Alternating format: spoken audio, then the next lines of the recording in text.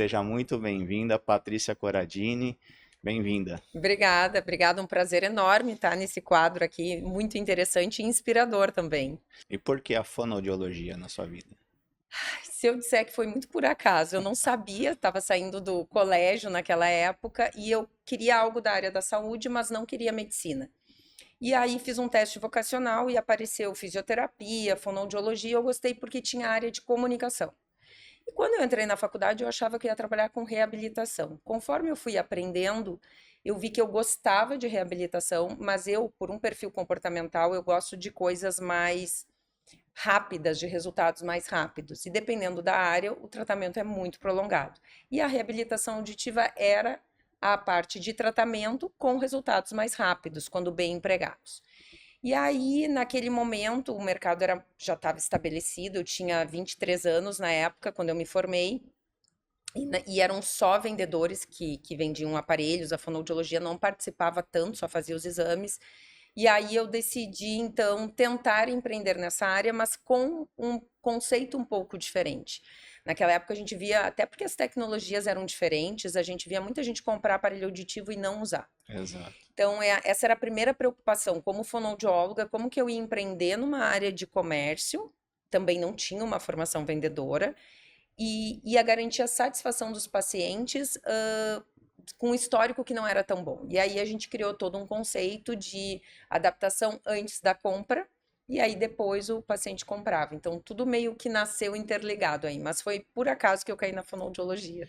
Enquanto você estava na fonoaudiologia, já te passava pela cabeça abrir o seu próprio consultório, seu próprio negócio, ou não? É uma coisa que despertou só depois de formada? Não, por incrível que pareça, eu sempre gostei de estudar, tanto que eu saí da faculdade e já fui direto para a Universidade Federal do Rio Grande do Sul tentar uma vaga no mestrado. E consegui. Eu sou mestre em Ciências Médicas Pediatria e sou doutora em Ciências pela USP aqui em São Paulo. E eu sempre quis levar a cadeira acadêmica. Só que eu entrei no mestrado, comecei a estudar, mas eu tinha que pagar minhas contas. E o meu pai, ele é um empreendedor. Meu pai não fez nem ensino médio. Ele veio de uma realidade de 8 irmãos, precisou empreender na vida e a minha mãe era professora. Então eu tinha a referência dos estudos com a minha mãe, que tinha que estudar tudo, e do meu pai, aquela coisa de você precisa pagar as suas contas. Eu paguei sua faculdade, mas agora é o seu Agora é momento. contigo, né? E aí, então, foi quando eu comecei a olhar o mercado, trabalhei em algumas clínicas com diagnóstico, mas vi essa oportunidade. E a escolha do lugar onde eu empreendi foi, eu olhei o estado do Rio Grande do Sul, olhei onde tinha menos concorrentes e que geograficamente era ok para mim, e aí decidi montar lá. E foi um grande sucesso. Afinal de contas, foi uma trajetória de quantos anos? Foram 20 anos no total. E nesses 20 anos a empresa 20 anos, passou. assim, 19, vamos dizer que eu fiquei à frente mesmo. E durante todo esse processo, muita coisa aconteceu. A Muito. empresa virou até internacional, né, na América Latina, com presença na América É. Latina. É muito legal. Então, vamos contar um pouquinho essa história. Então, você começou lá em Porto Alegre mesmo, Comecei em Pelotas, no interior, Pelotas. porque Porto Alegre já tinha muitos players. E aí comecei em Pelotas com esse conceito. Aí quando me pergunta assim, Patrícia, por que que você acha que a Comunicare, que era a empresa que eu fundei, deu certo? Eu acho que ela tinha uma coisa que eu falo muito nas minhas consultorias. Ela tinha um propósito muito claro, que era reabilitar a audição dos pacientes. A venda sempre foi uma consequência. Como a gente tinha um propósito muito claro e a gente estava muito preocupado com o sucesso no processo da reabilitação, a gente começou a divulgar isso, tanto para os profissionais da área da saúde, para que nos recomendassem, quanto para colegas fonoaudiólogos. E no primeiro ano, eu comecei a ligar para um monte de colega. Olha que legal esse trabalho que a gente está fazendo, os pacientes estão bem adaptados, eles experimentam o aparelho antes, que naquela época a tecnologia a gente não conseguia ajustar e deixar o paciente Exato. bem na hora. Hoje é totalmente diferente, é outra era, vamos dizer assim. E aí eu comecei a trazer muitas fonoaudiólogas para esse conceito para trabalhar conosco. Então, já de início, a Comunicare ela nasceu com loja própria, já na calçada, nunca foi em salas comerciais, e com uma rede de fonoaudiólogos parceiros, que nos seus próprios consultórios tinham o mesmo conceito, o mesmo propósito e vendiam os nossos aparelhos. Esse conceito deu tão certo que um ano depois a gente foi para Porto Alegre, capital, E a gente começou como que aparecer no mercado, mas na época eu tinha 24 anos, eu tinha uma sócia de 25 anos, de 24 naquela época também, só que a gente começou a aparecer e houve uma mudança de marcas no mercado, que a Siemens tinha um revendedor, depois veio perder o seu revendedor, ela veio atuar no Brasil e eles nos procuraram naquele momento, a gente tinha 2 lojas, para a gente trabalhar com a marca deles. E nisso, eu acho que eu sempre fui um pouco audaciosa, eu negociei uma exclusividade territorial no Rio Grande do Sul. E a gente conseguiu essa exclusividade, a gente tinha uma meta para cumprir. Só que a nossa meta de 5 anos nós cumprimos em 2. E aí eles nos deram mais espaço no Brasil para começar a expandir. E nesse meio tempo a minha sócia decidiu que não queria uma empresa grande, que queria uma vida mais tranquila. E o meu marido trabalhava e morava em São Paulo, ele era executivo de multinacional. Então a gente comprou a parte da minha sócia, o meu marido veio trabalhar comigo, então eu tinha toda a parte técnica e ele tinha muita expertise de multinacional. E em 2010, a gente fundou a Comunicare em 2004, em 2010 a gente expandiu fora do Rio Grande do Sul, começando com o Rio de Janeiro, que foi o espaço que abriu assim.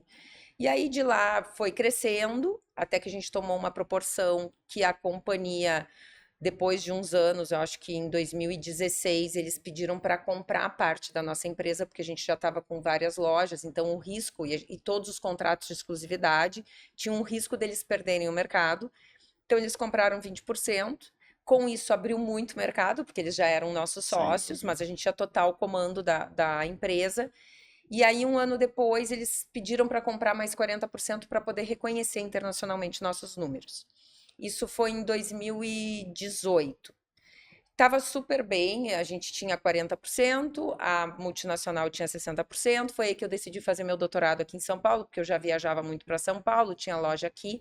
Nesse momento, a gente ainda não estava no Nordeste, mas estávamos de São Paulo para baixo. E aí veio uma fusão mundial, onde a empresa que era nossa sócia fundiu com um grande concorrente. E tinha que se tomar a decisão o que se faria nos países.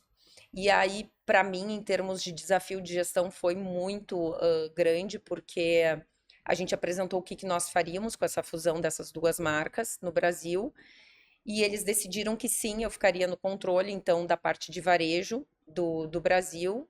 O outro CEO da outra marca foi desligado e da noite para o dia me entregaram uma empresa, um varejo brasileiro que antes era meu concorrente, virou dentro do meu guarda-chuva. E aí aquele processo todo de conseguir conquistar a confiança desses colaboradores todos, porque numa fusão tá claro que a empresa não quer que 1 mais 1 seja 1,5, tem que ser Exato. 2 ou 2,5 Ou mais. ou mais. Então a gente tinha uma preocupação muito grande, tanto com as pessoas, mas também em entregar o resultado para a empresa. E aí em 2019, com essa decisão, nós vendemos 100% da companhia para esse fundo internacional e eu fiquei como CEO aqui do varejo do Brasil, fiz toda a fusão. E aí, posteriormente, eu assumi uma função, além de CEO do Brasil, eu fiquei como responsável pela expansão na América Latina. E aí, a gente internacionalizou a marca pela primeira vez para o Chile, levamos a Comunicar para o Chile, com todo o conceito de trabalho, imagem, tudo, que foi um grande marco, porque uma empresa que eu criei lá no interior do Rio Grande do Sul, chegar no Chile, por exemplo, e no último ano que eu já estava ali como CEO e responsável pela expansão, nós criamos um modelo inovador no México, onde lá no México são lojas de departamento, e lá a regulação é diferente. A gente tem fonoaudiólogos remotos que fazem avaliação remota dentro das lojas de departamento, porque lá não tem muitos profissionais. Então a Comunicare chegou no México também. Então, quando eu saí da empresa, a Comunicare estava no Brasil, no Chile e no México já. Então foi uma trajetória rápida, se a gente for pensar, para sair Muito do rápido. zero Sem dúvida. até a internacionalização, mas com inúmeros desafios, seja de gestão, mas também uma coisa que eu acho que as dificuldades elas um pouco se repetem. E quando a gente aprende com as nossas falhas, os nossos erros, porque a gente muito erra, e a gente procura evoluir em cima disso, os novos processos acabam sendo mais fáceis. Porque, por exemplo, quando a gente teve a fusão, precisamos integrar toda uma empresa dentro da Comunicare. Depois nós compramos uma rede de varejo no Nordeste. Teve três fatores complicadores lá. Primeiro, uma um modelo de gestão que tinha que se enquadrar a uma multinacional. Depois a fusão de duas grandes marcas que tinham características totalmente distintas uma da outra. Exatamente. E dentro da mesma loja. Exato.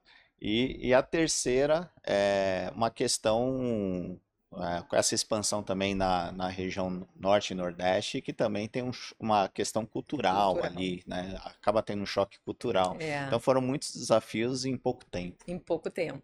Vou dizer que foram intensos, mas foi muito gratificante, assim, porque no final das contas, às vezes as pessoas me perguntam assim, o que que te movia? Por que que ficou? Porque eu fiquei, mesmo depois de vender, eu fiquei um tempo. Veio a pandemia, depois eu fiquei mais um tempo. Eu sempre, no início da minha carreira, o que me moveu a empreender foi querer fazer algo diferente. E aquele propósito virou minha paixão e a minha obsessão.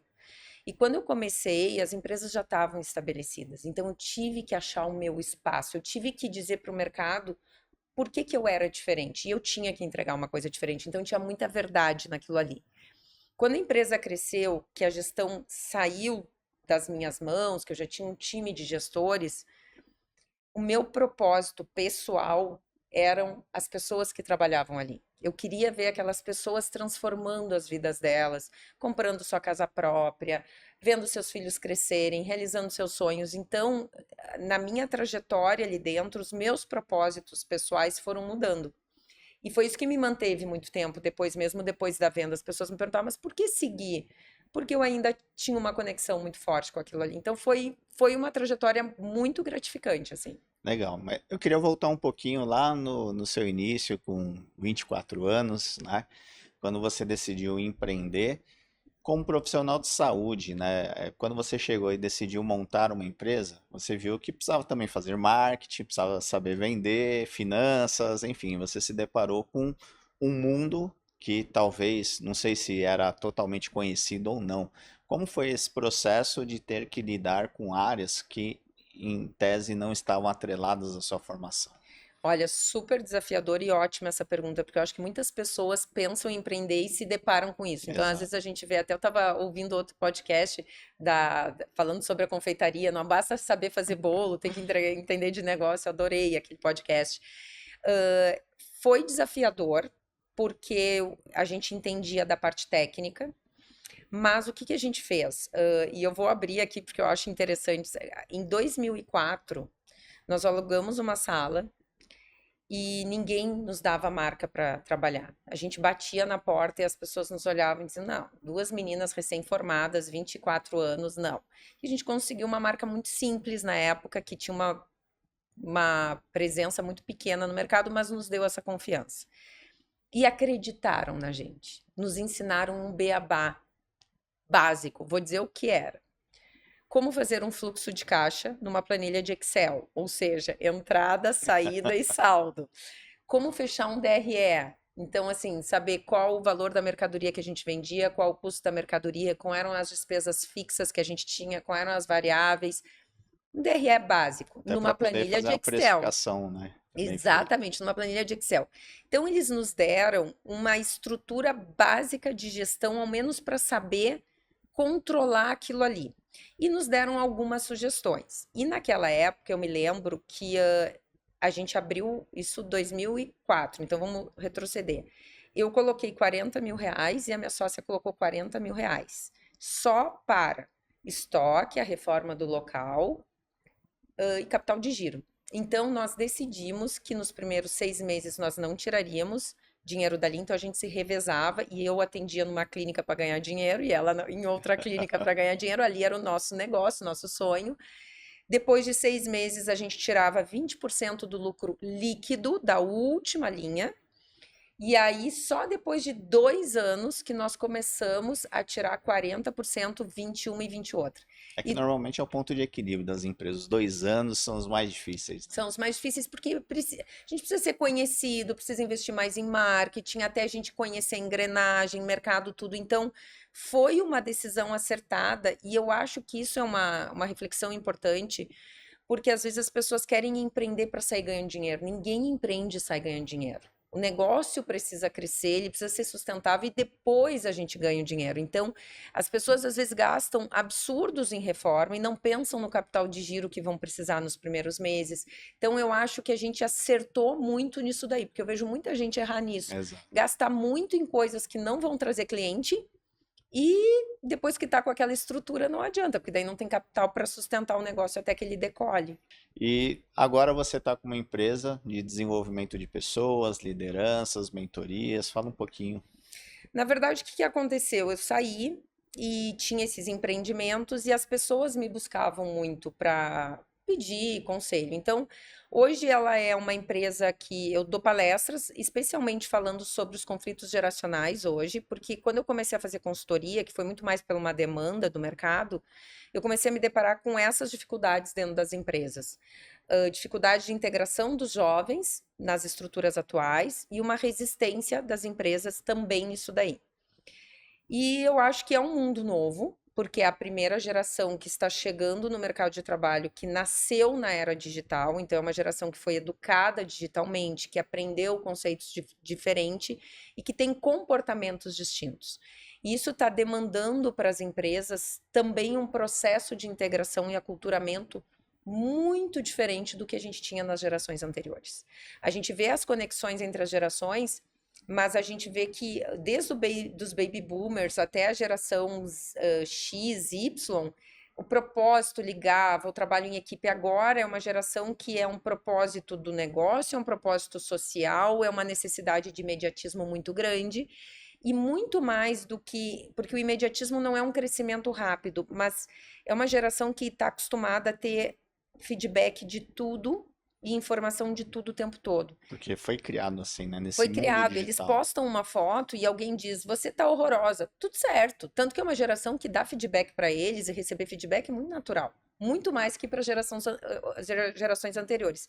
Porém, ao mesmo tempo, é uma geração que se ela entra numa empresa e ninguém diz para ela se ela tá indo bem ou mal, ela simplesmente desliga. Ah, eu acho que eu sou dispensável aqui porque parece que eu sou invisível. O que para as nossas gerações era natural, para essa geração não é. Então, nessa área de consultoria, eu acabo ajudando um pouco nisso daí. Também estou me deparando, vendo que as empresas que estão conseguindo integrar esses jovens estão conseguindo acelerar muito mais seus crescimentos, porque eles estão usando o que eles estão trazendo e tentando fazer essa integração. E o segredo que eu vejo é não tentar encaixar esses jovens no que existe aqui e nem tentar transformar isso daqui para os jovens, mas fazer assim, o que que eu consigo tirar de vantagem daqui e o que que eu preciso jogar daqui para lá, mas não tentar encaixar um no outro. E E tá como funcionando. faz isso? Ouvindo. Comunicação. Comunicação, Mas comunicação a transparência gente sabe que é um dos grandes problemas de toda empresa, de toda a empresa. principalmente na era atual dos home office, dos modelos híbridos, tanto que muitas empresas até têm retornado o trabalho presencial porque viu que pegou muito forte a questão da comunicação. É. Então, eu acho que hoje é um grande desafio, sem dúvida nenhuma. Nós temos grandes empresas que têm culturas muito enraizadas, com lideranças que sempre. O Brasil sempre teve uma carência de liderança, eu acho que agora ficou um pouquinho mais evidente isso também. Tanto é que há muitos anos já se via pesquisas de rotatividade muito atribuído a lideranças também. Mas ao mesmo tempo a gente está passando, todas essas gerações passaram por transformações, mas eu acho que a gente está agora na maior transformação de gerações que a gente já viu da história, né? E sabe o que que é interessante? Porque a gente fala assim, comunicação sempre foi o grande gargalo, é um desafio atualmente, e ao mesmo tempo essa geração se comunica de uma maneira muito diferente da nossa. E a nossa, que eu falo assim, eu tenho 45 anos, eu sou uma geração X, por exemplo.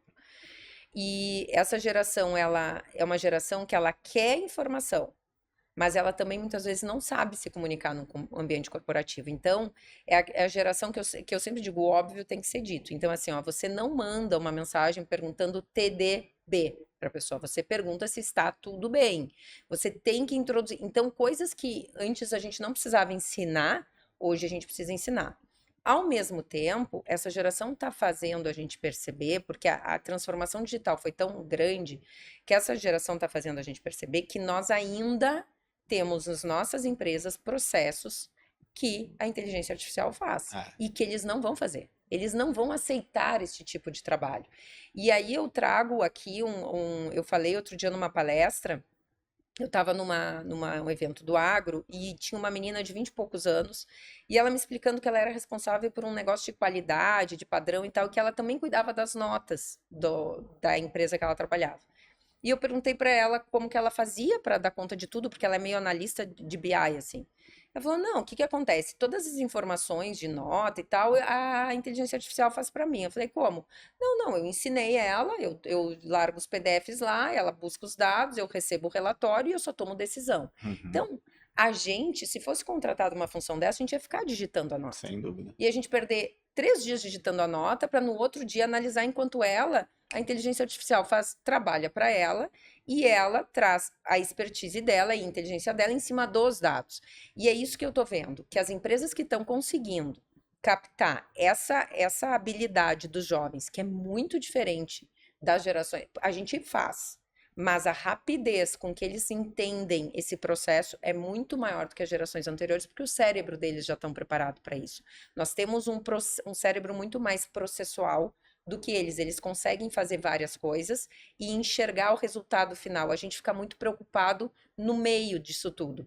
Então, usar o que eles têm dessa expertise tecnológica e encaixar nas demandas é o que está sendo o segredo. E a comunicação que eu digo é colocar realmente, muitas vezes, o estagiário, o trainee, com o CEO da empresa. Uhum. Porque a estratégia está aqui e a inovação está aqui. Se eu botar muitas pessoas no meio e eu não tiver uma comunicação clara, talvez eu não consiga usufruir. E aí essas lideranças que estão aqui no meio vão dizer: esse jovem não dá, porque ele está só pensando em viajar e não quer fazer esse processo aqui. Porque ele não vai tolerar esse processo. Então, o segredo é como que eu enxergo esses processos todos com uma mente mais jovem, mais tecnológica, para simplificar e eu usar muito mais a inteligência humana para tomada de decisões do que para fazer tarefas que hoje a gente não precisa mais fazer. Você sabe que antes de gravar esse episódio eu conversei com alguns líderes no sentido de tentar entender as principais perguntas e dúvidas que as pessoas teriam sobre a geração Z, né, que é a grande incógnita do momento, né? E uma das situações mais curiosas que você me falou é que a geração Z muitas vezes é visto como pessoas, às vezes melindradas, que não sabem lidar com as frustrações, tal. Mas ao mesmo tempo você falou que é uma geração que recebe bem feedbacks. Exatamente. O que que acontece? Eles recebem bem feedback porque eles estão acostumados a receber críticas. E a gente tem que pensar, e aí eu gosto de estudar comportamento humano, que não é, a gente não está falando crítica do que eles colocam. Eles são jovens que os pais expuseram eles sem eles saberem, sem eles quererem. Essas crianças nasceram digitalmente, então Uhum. a foto deles está no Instagram desde que eles nasceram. Eles querendo ou não, isso não é uma decisão deles. Então, querer dizer para essa geração que isso é uma invasão, mais invasão do que você ter sido exposto desde um bebê, a cabeça deles já é diferente. A formação da cabeça deles é diferente. Então, eles estão acostumados com todas as críticas. Isso favorece muito o feedback. É uma geração que, se você diz assim: olha, Fulano, super legal sua ideia, mas eu preciso que você aprimore isso. Perfeito. Qual é o problema dessa geração? Como eles estão trabalhando muito com tecnologia, muito a um clique, e eles procuram, isso não deu certo, eu vou fazer de novo assim. Não gostei desse programa, eu troco. Eles trocam muito fácil. No momento que a gente entra num ambiente corporativo e a gente decide botar uma estratégia em prática, eu não consigo trocar assim. Existe dinheiro, existe todo o financiamento daquela estratégia. E aí que entra a experiência dos líderes mais antigos, de quando for implementar uma estratégia, preparar esses jovens para as frustrações que vão vir e que talvez aquele protótipo que é perfeito vai falhar um pouquinho e a gente vai ter que ajustar. E é isso que essa geração não tem.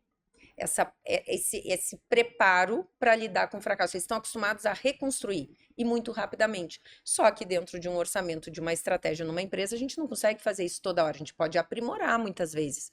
E aí que entra a grande riqueza da experiência das gerações anteriores com essa inovação que as O gerações ideal é têm. sempre a mescla, né? A mescla dos dois. A mescla dos dois. Ao mesmo tempo, é uma geração que tem muita criatividade e eles pensam fora da caixa. isso é fato, né? Mas falta resiliência também. Falta porque como tudo é muito instantâneo, o que que faz a gente ser resiliente? A necessidade de sobrepor uma adversidade, de sobrepor uma dificuldade. Na vida deles, eu não quero, eu troco. Eu não, não me interessa mais, assim como eu dou like, eu dislike aquilo, eu não quero mais, eu não sigo mais, não me interessa mais. Então, isso faz um comportamento não tolerante ao erro, não tolerante à falha. Essa pessoa está me criticando muito, eu vou bloquear. Eles têm o mundo, e tem outra questão, a gente tem mais claro o que é um relacionamento virtual de um relacionamento presencial, real. Para eles é tudo muito misturado. É, Muito misturado. E aí, assim como eles cortam relações e bloqueiam pessoas, eles acham que isso também pode ser feito no ambiente corporativo. E a gente sabe que não é assim. Então, é quase que. E na escola funciona assim: eles vão frequentar a sala de aula.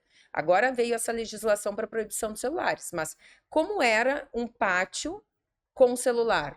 Todos de cabeça baixa, é. muitas vezes falando com a pessoa do lado, eles conviviam na mesma sala de aula, uns eles bloqueavam, outros eles se relacionavam. A vida é assim. Então agora eles entram no ambiente de trabalho com essa vivência anterior. E aí, muitas vezes, pela primeira vez, um jovem de 22, 23 anos vai ter que tolerar a pessoa que ele não gosta do outro lado todo dia e aceitar os defeitos e as questões dessa outra pessoa, porque ela vai conviver no ambiente de trabalho, por mais que ele goste ou não, que virtualmente eles podem simplesmente. Até porque ele troca, troca, troca e sempre vai se deparar com esse problema e uma hora ele vai ter E aí que que eu acho aceitar que o é mundo como ele é a também, né? grande questão vai ser a gente conseguir conectar essa rapidez, essa agilidade, esse pensamento fora da caixa, que nada mais é que ser um pensamento digital, que vai direto para o resultado final mesmo, eles buscam o resultado final, com questões comportamentais necessárias numa sociedade, que eu acho que é a grande dificuldade que a gente vai viver. Mas eu acredito que os líderes que olharem com cuidado para isso e que estiverem abertos, não existe receita de bolo, mas que estiverem abertos a ouvir, a aceitar, a ensinar e ensinar o óbvio, não só a parte técnica, porque também tem isso.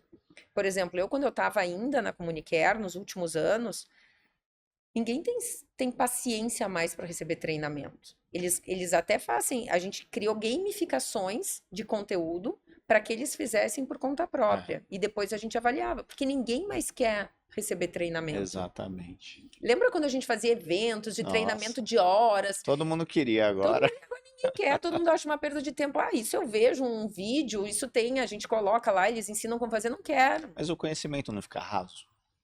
Eu acho que fica. Se você me perguntar, a minha percepção atual ainda é que fica raso. E aí, o que que acontece? Eu peguei esse conhecimento e isso vai me dar esse resultado. Não deu, opa, eu troco. Nas gerações que tinham aquele aprofundamento, não deu porque eu falhei aqui, então eu vou resolver aqui. Então eles perdem um pouco essa habilidade de soluções de problemas e aperfeiçoamento, porque o conhecimento ficou muito raso. Como é que a gente faz para construir uma estratégia? A gente esgota todas as possibilidades e prevê todos os cenários que pode acontecer.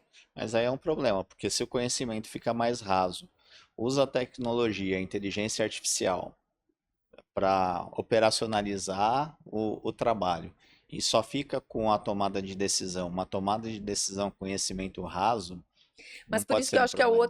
a geração anterior tem um papel fundamental, porque eu acho que ele traz a ideia e essa geração tem o papel de aprofundar e ensinar isso. Olha, essa ideia é sensacional, mas a gente tem que estar preparado para todos os cenários. E para isso nós vamos aprofundar um pouco mais como é que a gente vai chegar nisso daqui. E como fazer uma liderança presente dessa forma no mundo digital, no modelo híbrido, no modelo home. Assim, eu acredito muito no.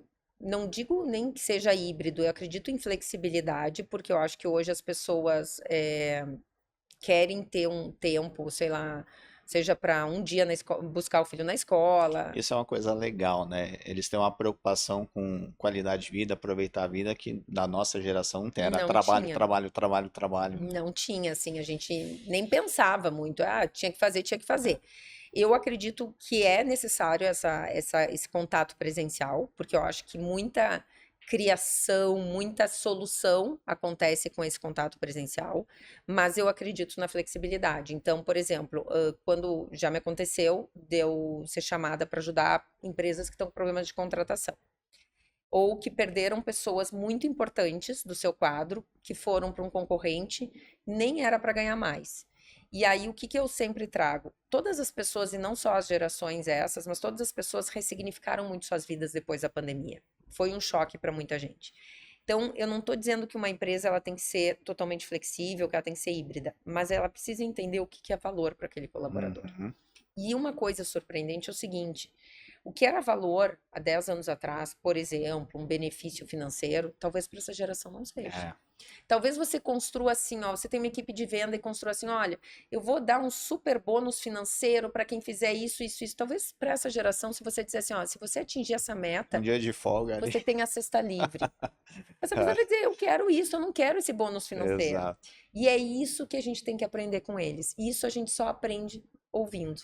E isso é um grande desafio, porque o que que acontece? As empresas têm pessoas que dão valor aos outros benefícios e tem pessoas que vão dar valor a isso. E como que a gente transforma isso? Comunicação clara, vai ter que ter um cardápio de benefícios. Eu escolho se eu quero a folga, se eu quero um bônus financeiro. Infelizmente, a gente vai ter que ser mais flexível, porque a geração está exigindo isso da gente. Mas eu acredito que é importante estar presencialmente, sim. Mas isso é muito legal que você está trazendo, porque mostra também que as empresas têm que ter uma mudança na forma de contratar as pessoas. Então, ao invés de fazer aquelas perguntas tradicionais, né, hoje tem perguntas muito mais relevantes, porque até as empresas hoje não estão muito preocupadas em saber as experiências anteriores, está preocupado justamente nisso, né? Como você funciona, como eu consigo utilizar o seu É. potencial, a sua criatividade, toda a habilidade, o seu talento para o meu negócio, né? Exatamente. Eu acho que entender o que motiva aquela pessoa, essas gerações elas só entram onde elas veem que tem propósito e que eles compartilham do propósito, eles não entram em locais que eles acreditam que vão contra os ideais deles. Então a gente vê muito isso. Enquanto antigamente as pessoas, ah, não, não me interessa o que essa pessoa faz fora, hoje não existe mais, até porque eles são muito expostos nas redes. Então a gente sabe quem são essas pessoas e eles gostam de se expor também. Então, a gente tem que saber exatamente o que move essas pessoas. E se o que mover essas pessoas não se conectar com a sua empresa, esquece. É muito difícil transformar. Agora, se essa pessoa se conecta no propósito, gosta do propósito da sua empresa, compartilha, talvez não tenha formação, talvez tenha que melhorar muita coisa, tem, mas tem essa conexão, a chance de dar certo é muito grande.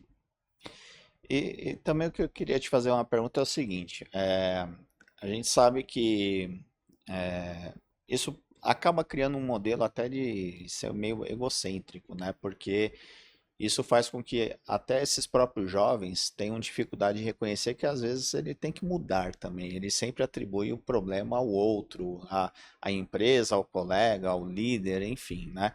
É, isso não pode, daqui a alguns anos, a gente ter um problema aí de identidade, alguma coisa assim, que a pessoa se perca no meio do caminho Eu também? acho, isso é uma característica da geração Z, uma geração mais egoísta.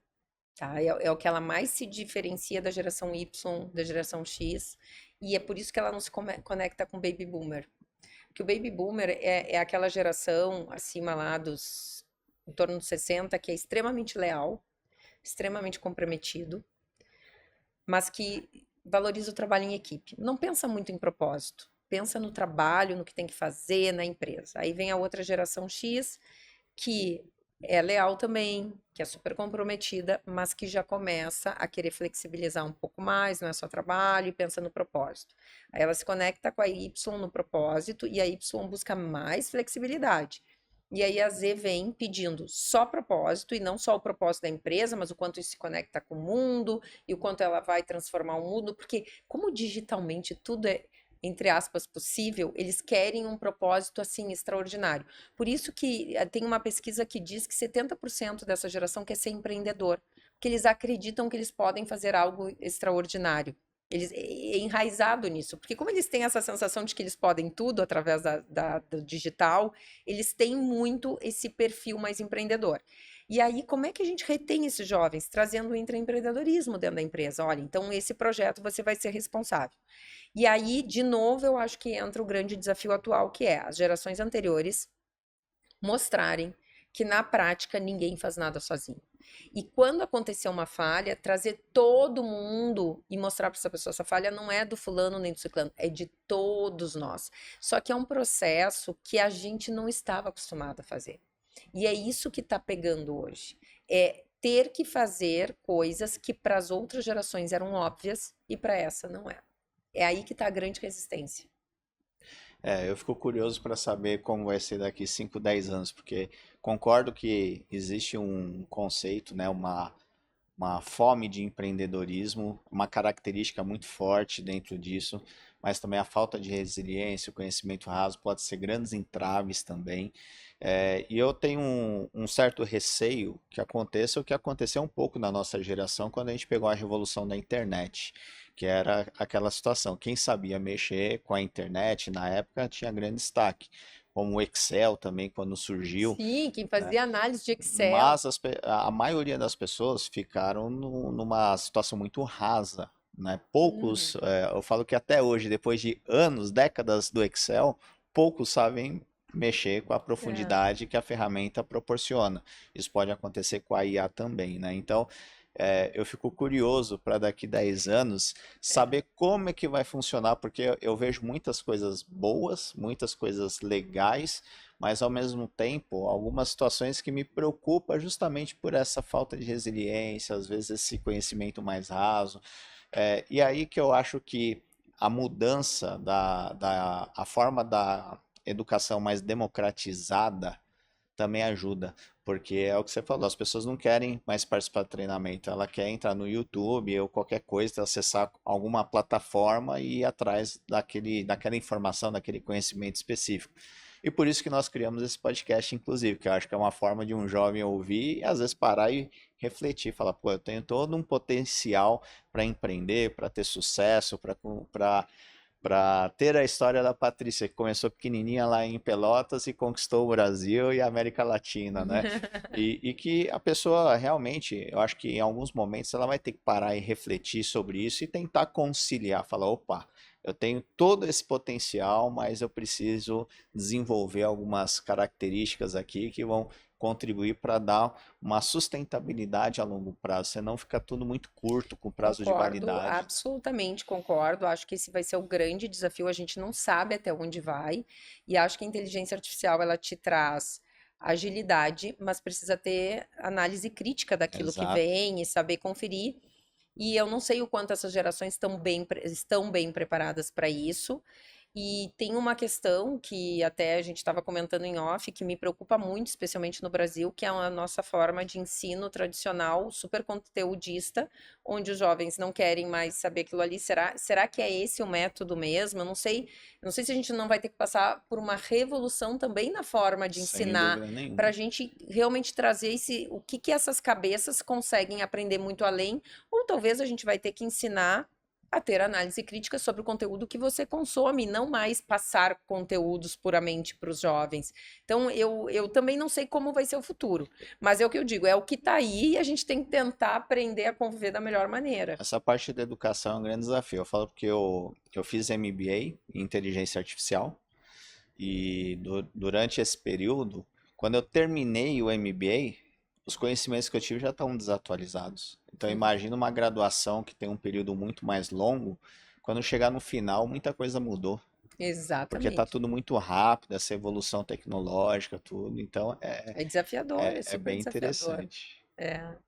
E que dica você daria então para essa geração que quer empreender, quer ter uma trajetória parecida com a sua? Que dica você daria para essas pessoas? Olha, eu daria assim, tenha uma ideia que você seja aficionado nela e acredite muito, muito, muito, muito, porque você vai enfrentar muito mais dificuldade do que facilidade. Procure pessoas experientes para organizar o seu negócio, para olhar dados. Nem tudo é tão fácil quanto parece. E não desista do seu sonho. E não tenha plano B. Tenha os cenários diferentes para as diferentes dificuldades que vão aparecer, mas não tenha plano B. Tenha a sua obsessão pelo seu propósito, que aí eu acho que dá certo. Agora eu queria te fazer uma pergunta. Você, como fonoaudióloga durante todos esses anos, quem você gostaria de ter adaptado um aparelho auditivo, mas você não teve a oportunidade? No Papa, No Papa? talvez no Papa, eu acho. Certamente ele não deve ouvir bem, e eu não tive a oportunidade de adaptar o Papa. Legal. Patrícia, muito obrigado pela sua presença. Foi um bate-papo muito legal. Espero poder ter você daqui a algum tempo para a gente voltar a falar sobre esse tema que me interessa muito fazer o acompanhamento da evolução, porque eu sou entusiasta do empreendedorismo, acho que o brasileiro ele tem que empreender mais. Um país desse tamanho, são poucas empresas ainda, é uma quantidade muito pequena É, de empresas, tem espaço para muita gente, e eu fico muito triste em ver que a maior parte das empresas não passam dos 2 anos. Então, eu acho que eu não sei exatamente o que falta, se é planejamento, se é resiliência, tudo, mas eu acho que nós temos um papel muito grande em trazer informações, em ajudar as pessoas que querem empreender a não ter esse sonho frustrado.